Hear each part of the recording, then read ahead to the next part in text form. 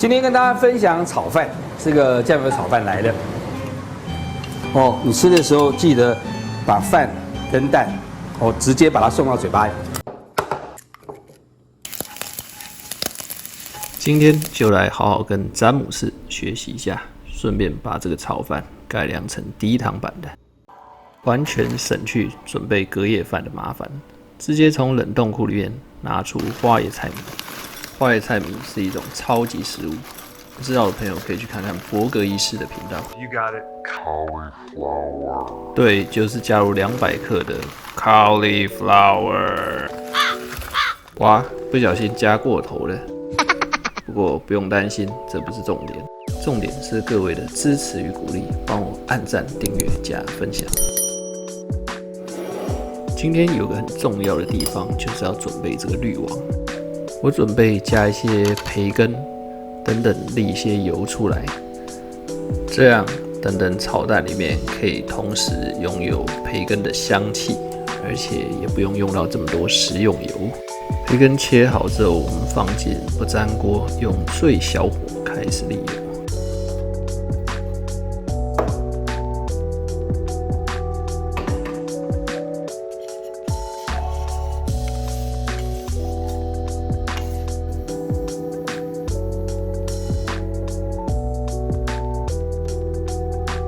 小火沥油需要点时间，我们就先来切点葱花。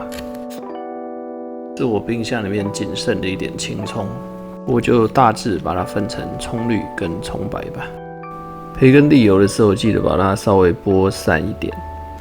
那沥起来需要一点时间，差不多5分钟到10分钟左右吧。沥完之后，培根会变得脆脆的，而且还不错吃。所以美好的事物还是值得等待的。晚上的时候听到这种吱吱作响的声音，是不是很疗愈呢？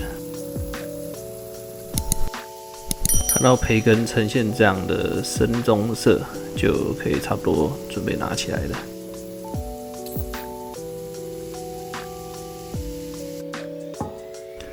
放到刚准备的滤网上，把油沥一沥。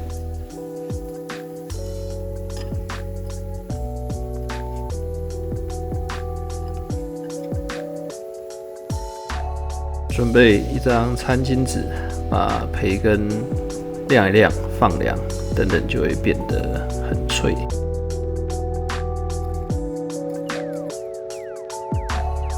好，这样我们就拥有一碗香气四溢的培根油，把它倒回去吧。这一次我们要转中火，让油稍微热一点，等等蛋酥会需要高温一点才有办法做成。准备2颗鸡蛋，把其中1颗蛋黄分开来，放到花椰菜米上。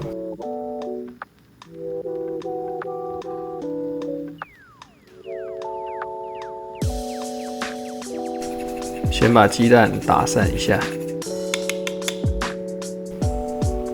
油像这样有点发烟，代表够热了。把鸡蛋倒进来，边这样搅拌。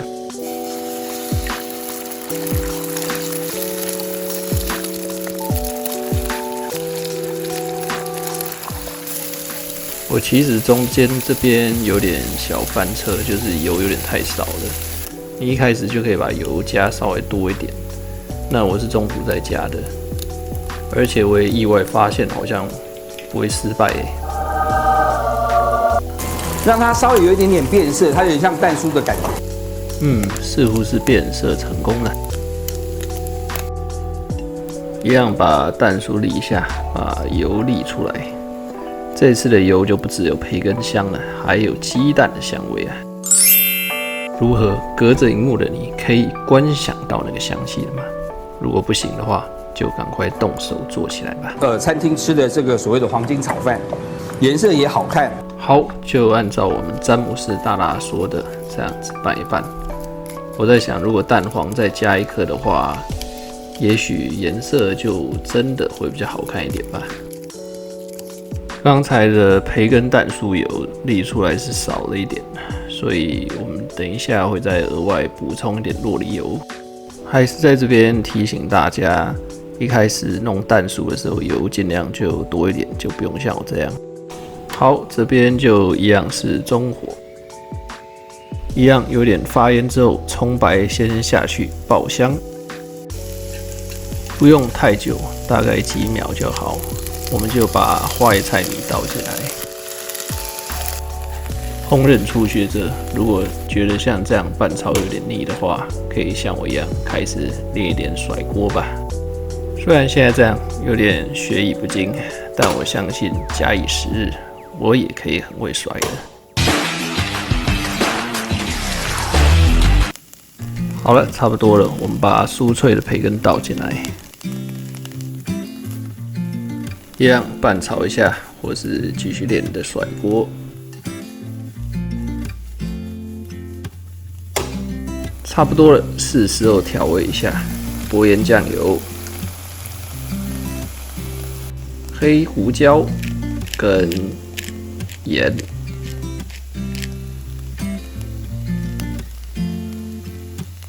继续拌一拌，甩一甩，最后再把点缀的青葱加上来。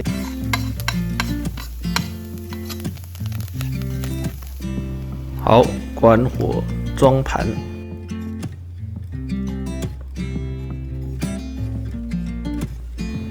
不要忘了铺上前面的蛋酥哦。怎么样？有没有越来越喜欢低糖生酮饮食了？